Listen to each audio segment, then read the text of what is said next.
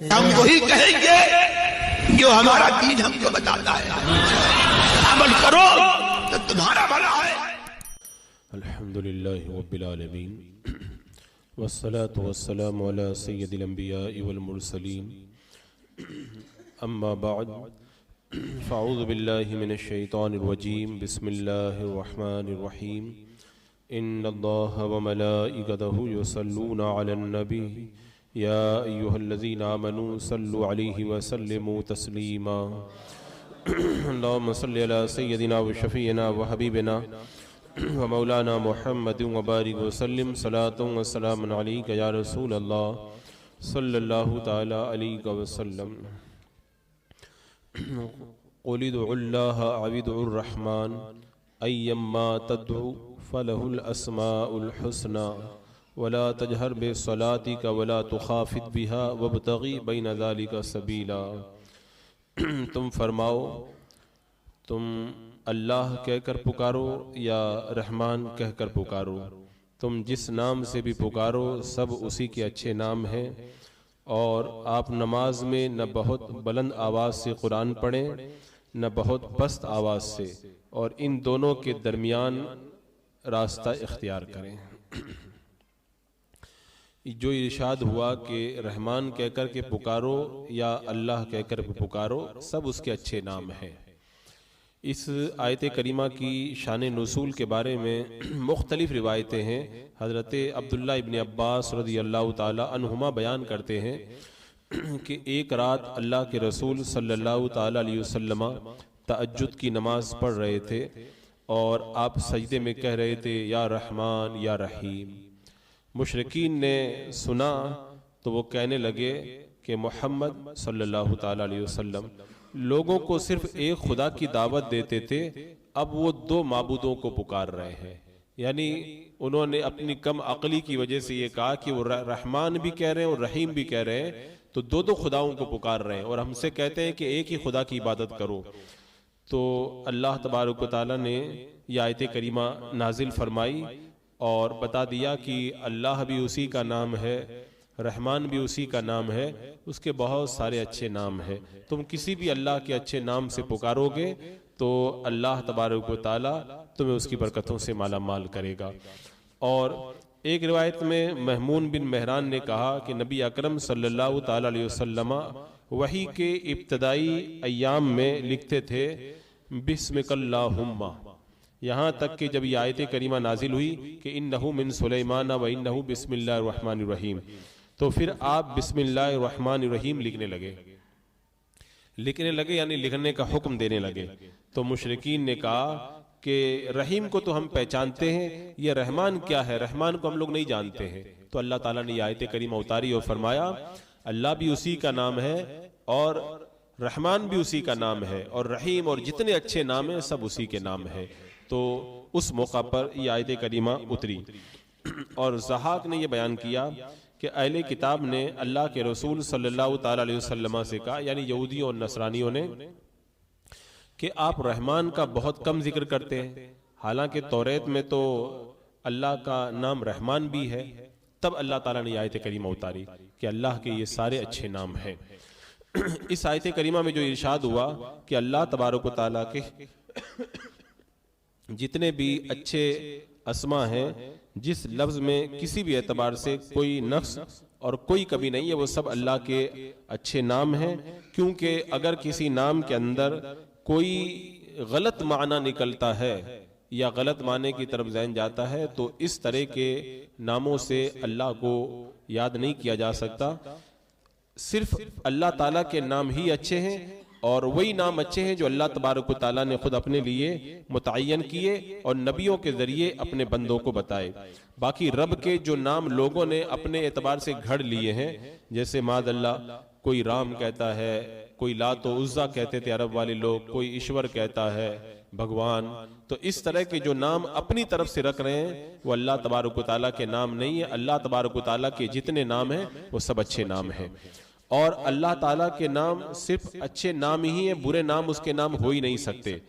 اور اچھے نام کون سے ہیں؟ وہ ہیں جو اللہ تبارک و تعالیٰ نے مقرر فرمائے ہیں، دوسروں کے خود ساختہ اچھے نام نہیں ہے. اس نے اپنے جس بندے جس قوم کو جو نام دیے وہ اچھے نام ہی اللہ تعالیٰ نے عطا فرمائے ہیں.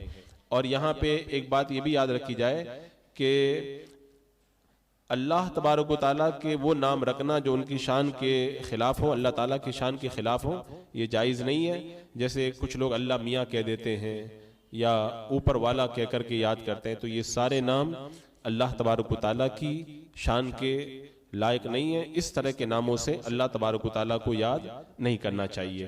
اور اللہ تبارک و تعالیٰ کے جن ناموں کا ذکر قرآن پاک میں ہے, 4 سورتوں میں ہے. سورہ توبہ میں ہے جو اللہ تعالیٰ نے ارشاد فرمایا کہ وَلِلَّهِ الْأَسْمَاءُ الْحُسْنَى فَادْعُوهُ بِهَا, یعنی اللہ ہی کے ہیں بہت اچھے نام, ان سے اس کے پکارو. یہ سورہ اعراف میں اللہ تبارک و تعالیٰ نے بیان فرمایا. اور پھر اس کے بعد میں سورہ بنی اسرائیل میں جیسا کہ ابھی آپ نے سنا قُلِ ادْعُوا اللَّهَ أَوِ ادْعُوا الرَّحْمَٰنَ أَيَّمَّا تَدْعُوا فَلَهُ الْأَسْمَاءُ الْحُسْنَى, یہ سب اچھے نام اللہ کے نام ہیں. اور اسی طرح ایک جگہ اور ارشاد فرمایا کہ اللہ لا الہ الا هو لہ الاسماء الحسنى. تو اس طرح اللہ تبارک و تعالیٰ نے مختلف صورتوں میں اپنے اچھے ناموں کا ذکر فرمایا. علماء بیان فرماتے ہیں کہ اللہ تبارک و تعالیٰ کے 99 نام ہیں. جو ان ناموں کو یاد کر لے گا اللہ تبارک و تعالیٰ نے اس سے جنت کا وعدہ فرمایا ہے. اور وہ مقدس نام حدیث پاک میں ہے کہ اللہ تعالیٰ کے 99 نام ہیں, جو انہیں یاد کر لے وہ جنتی ہے. اور وہ نام یہ ہیں واللہ الذی لا الہ الا هو الرحمن الرحیم الملک القدوس السلام المؤمن المہیمن العزیز الجبار المتکبر الخالق البارئ المصور الغفار القہار الوہاب الرزاق الفتاح العلیم القابض الباسط الخافض الرافع المعز المذل السمیع البصیر الحکم العدل اللطیف الخبیر الحلیم العظیم الغفور الشکور العلی الکبیر الحفیظ المقیت الحسیب الجلیل الکریم الرقیب المجیب الواسع الحکیم الودود المجید الباعث الشہید الحق الباعث المحی الممیت الحی القیوم الواجد الماجد الواحد الصمد القادر المقتدر المقدم المؤخر الاول الآخر الظاہر الباطن الوالی المتعال البر التواب المنتقم العفو الرؤوف المقسط الجامع الغنی المغنی المعطی المانع الضار النافع النور الہادی البدیع الباقی الوارث الرشید الصبور مالک الملک ذو الجلال والاکرام. یہ کل اللہ تبارک و تعالیٰ کے 99 نام ہیں. میں نے اس ترتیب سے پڑھ کے اس لیے بتا دیا کہ کوئی اگر ان کو یاد کرنا چاہے تو یہ یاد کرنے کا آسان طریقہ ہے. کیونکہ اگر آپ ایسے الگ الگ یاد کریں گے الرحمن الرحیم تو پھر بھول جائیں گے, وہ یاد نہیں رہ پائے گا. تو ایسے ہر نام کو دوسرے نام کے ساتھ ملا کر کے یاد رکھیں گے تو یاد کرنے میں آسانی رہے گی کہ الرحمن الرحیم الملک القدوس السلام المؤمن المہیمن. ایسے اگر ایک سانس میں اگر پورے آپ نام پڑھ لیں تو اس کا بہت بڑا فائدہ ہے, لیکن اتنا لمبا سانس ہر ایک کا ہوتا نہیں ہے. تو 2-3 حصوں میں ان کو تقسیم کر لیں تو اس طرح سے یاد کرنے میں آسانی رہے گی. اور ان ناموں کے بارے میں روایتوں میں بڑی فضیلت آئی ہے, جیسا کہ میں نے بتایا حدیث پاک میں ہے جو انہیں یاد کر لے وہ جنتی ہے. اور بعض روایتوں میں آتا ہے کہ ان ناموں کے ساتھ میں جو بندہ دعا کرتا ہے اللہ تبارک و تعالیٰ اس کی دعا کو قبول فرماتا ہے. کیونکہ اللہ کے یہ جو نام ہیں, ان ناموں کا جو معنی ہے اور اللہ کی جو یہ صفاتی نام, ان کی اتنی خوبیاں ہیں, اتنی خوبیاں, ایک ایک نام کے اندر ہزاروں خوبیاں ہیں. اور بندہ یہ سارے نام جب یاد کر لے گا, آپ نے دیکھا پڑھنے میں ان کو کتنا ٹائم لگا, 1 منٹ کا کام ہے بس. 1 منٹ لگے گا پڑھنے میں ان کو, اور 1 منٹ میں یہ سارے نام پڑھ کے پھر اس کے بعد میں جب بندہ دعا کرے گا تو پھر دیکھو اس کی کیسی برکتیں ملتی ہیں. اس کے دل کے اندر ان ناموں کی چمک پیدا ہوگی. اللہ تبارک و تعالیٰ کے صرف 99 نام نہیں ہیں بلکہ نام تو بہت سارے ہیں. ابو بکر بن عربی فرماتے ہیں کہ اللہ تبارک و تعالیٰ کے نام 1000 ہیں. بعد نے فرمایا 4000 نام ہیں, اور بعض علماء نے فرمایا اللہ تعالیٰ کے نام 1000 4000 5000 نہیں, بے شمار نام ہیں. اور صحیح بات بھی یہی ہے کیونکہ ہماری حاجتیں بے شمار ہیں تو ہماری حاجت کے اعتبار سے اللہ تعالیٰ کے نام بھی بے شمار ہیں. رزق طلب کرنے والا رزاق کہہ کے یاد کرتا ہے, لطف طلب کرنے والا جو ہے وہ لطیف کہہ کر کے یاد کرتا ہے. اسی طرح الگ الگ جو نور کی طلب چاہتا ہے وہ نور کہہ کر کے یاد کرتا ہے. تو اللہ تعالیٰ کے نام جو ہے وہ بے شمار ہیں. اور اللہ کے رسول صلی اللہ تعالیٰ علیہ وسلم کے نام بھی بہت ہیں. اعلیٰ حضرت سرکار فرماتے ہیں میں نے 1400 نام اللہ کے رسول علیہ السلام کے پائے ہیں. تو اللہ تعالیٰ کا ایک نام جو ہے وہ اللہ, یہ جو ہے ذاتی نام ہے. باقی جتنے بھی اللہ کے نام ہیں یہ سب صفاتی نام ہیں. اور قوی بات یہی ہے کہ اللہ تبارک و تعالیٰ کے نام توقیفی ہے۔ توقیفی کا مطلب یہ ہے کہ ان کو اللہ تعالیٰ کو صرف انہی ناموں سے پکارا جائے جو قرآن اور حدیث میں آئے ہیں، یا جن پر جو ہے امت کا اجماع ہو چکا ہے، یا علماء و مشائخ نے جن ناموں کو اختیار کیا جیسے خدا، تو انہی ناموں سے اللہ تعالیٰ کو پکارا جائے۔ اب وہ نام جو نہ قرآن و حدیث میں ہے، نہ علماء نے بتائے ہیں، نہ اس کی شان کے لائق ہیں، ان ناموں سے اللہ تبارک و تعالیٰ کو نہ پکارا جائے۔ اس کے کچھ نام وہ ہیں جو اللہ تعالیٰ کے ساتھ میں خاص ہیں، بندوں کو وہ نام نہیں دیے جا سکتے، جیسے مثال کے طور پر رحمان ہے، کسی بندے کو ہم رحمان نہیں کہہ سکتے، اگر کہنا ہے تو عبد الرحمن کہنا پڑے گا، رحمان کا بندہ۔ یہ اللہ تعالیٰ کے وہ نام ہیں کہ جیسے واجب الوجود ہے، ارحم الراحمین ہے، اکرم الاکرمین ہے، خالق السماوات والارضین ہے، یہ سب اللہ کے وہ نام ہیں جو کسی بندے کو دینا جائز ہی نہیں ہے۔ اور جس لفظ کا معنی معلوم نہ ہو، یعنی جس لفظ کے معنی اعلیٰ بھی ہو سکتے ہیں یا گھٹیا معنی بھی ہو سکتے ہیں، ایسا معنی بھی اللہ تبارک و تعالیٰ کے لیے بولنا جائز نہیں ہے۔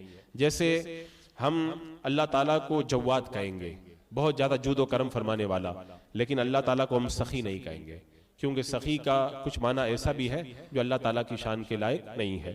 اسی طرح اللہ تعالیٰ کو ہم شافی الامراض تو کہیں گے، لیکن طبیب نہیں کہیں گے۔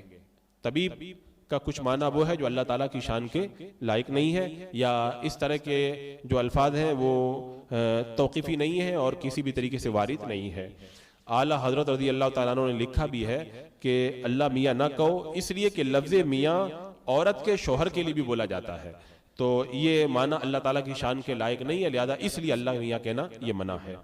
اور اسی طرح اللہ تبارک و تعالیٰ کے ناموں کی جو فضیلت ہے، اس سے پہلے جو آیت کریمہ گزری تھی وہاں پر میں نے سورہ اعراف کے اندر اس کی کچھ تفصیل کی تھی۔ اصل میں جو شروع کے 10 پاروں کی جو تفسیر تھی ان میں بہت ساری عمدہ باتیں گزر چکی، اور وہ چونکہ محفوظ نہ رہ سکی تو انشاءاللہ وقتاً فوقتاً میں ان کا ذکر کروں گا۔ اس کے بعد میں اللہ تعالیٰ نے جو یہ فرمایا کہ وَلَا تَجْهَرْ بِصَلَاتِكَ وَلَا تُخَافِتْ بِهَا وَابْتَغِ بَيْنَ ذَلِكَ سَبِيلًا، نماز میں نہ تو بہت بلند آواز سے پڑھو اور نہ بہت پست آواز سے، ان دونوں کے درمیان کا راستہ اختیار کرو۔ اس حوالے سے فرمایا گیا کہ اس آیت کریمہ میں جو یہ حکم دیا گیا ہے، حضرت ابن عباس رضی اللہ تعالیٰ عنہ فرماتے ہیں کہ اللہ کے رسول صلی اللہ تعالیٰ علیہ وسلم مکہ میں بلند آواز سے قرآن پڑھتے تھے، تو مشرکین قرآن کو، اللہ تعالیٰ کو اور میرے آقا صلی اللہ علیہ وسلم کو برا بلا کہنے لگ جاتے تھے۔ جب ان کے کانوں میں آواز پڑتی تو برا بلا کہتے، پھر اللہ کے رسول علیہ السلام آہستہ آواز میں قرآن پڑھنے لگے تو آپ کے صحابہ کو بھی پورے طور پر سنائی نہیں دیتا تھا۔ تب اللہ تعالیٰ نے آیت کریمہ نازل فرمائی اور فرمایا نہ تو بہت بلند آواز سے پڑھو نہ بہت آہستہ پڑھو، بیچ والی درمیانی آواز کے اندر پڑھو، کہ جو میڈیم آواز ہو اس آواز میں پڑھو۔ اور محمد بن سیرین یہ بیان کرتے ہیں کہ مجھے یہ خبر ملی ہے کہ حضرت ابو بکر جب قرآن پڑھتے تھے تو آواز پست رکھتے تھے، اور حضرت عمر رضی اللہ تعالیٰ عنہ جب پڑھتے تھے تو بلند آواز سے پڑھتے تھے۔ حضرت عمر کی آواز تھی بھی بڑی بلند، بہت بلند آواز تھی، یہاں تک کہ جب اللہ کے رسول علیہ السلام کے وصال کا وقت قریب آیا، آپ نے آخری اپنی حیات ظاہری کے ایام میں حکم دیا کہ ابو بکر کو کہو کہ وہ نماز پڑھائیں۔ اب غالباً صدیق اکبر وہاں پہ موجود نہیں تھے، حضرت عمر کو مصلی پہ کھڑا کر دیا گیا۔ میرا آقا علیہ السلام حجرہ مبارکہ میں تھے، جب حضرت عمر فاروق قرات کرنے لگے تو بڑی کڑک، بڑی جو ہے وہ بلند آواز تھی۔ جب بلند آواز میرے آقا صلی اللہ تعالیٰ علیہ وسلم کے مبارک کانوں میں پہنچی تو کہا میں نے حکم دیا تھا ابو بکر سے کہو نماز پڑھائیے، عمر نماز پڑھا رہے ہیں، ابو بکر سے کہو وہ نماز پڑھائے۔ تو بڑی بلند آواز تھی حضرت عمر فاروق رضی اللہ تعالیٰ عنہ کی۔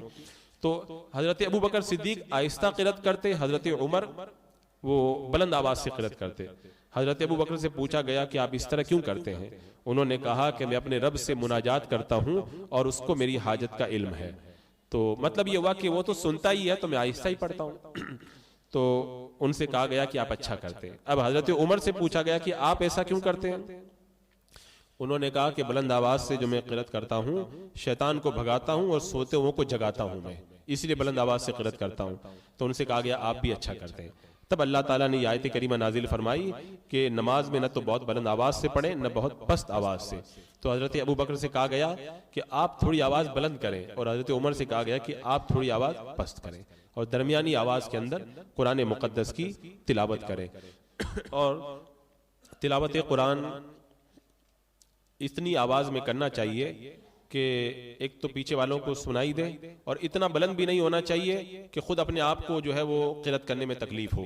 اپنی طاقت سے زیادہ آواز نکالنا یہ بھی مکروہ ہے اور یہ منع ہے، اور اسی لیے تو مکبرین کا انتظام نماز میں کیا جاتا ہے کہ اگر مقتدی زیادہ ہوں اور اگر وہ اتنی آواز نکالے کہ سب کو اپنی آواز سنا دے تو پوری طاقت لگائے گا تو بہت دور تک آواز تو چلی جائے گی، لیکن اپنی طاقت سے زیادہ آواز نکالنا، اپنے آپ کو مشقت میں ڈالنا، تکلیف میں ڈالنا، یہ درست نہیں ہے۔ اس لیے کہا گیا کہ جہاں تک تم اپنی طاقت کے مطابق آواز پہنچاتے ہو وہاں تک پہنچاؤ، اور باقی آگے کا کام جو ہے وہ مکبرین کے حوالے کر دیا جائے۔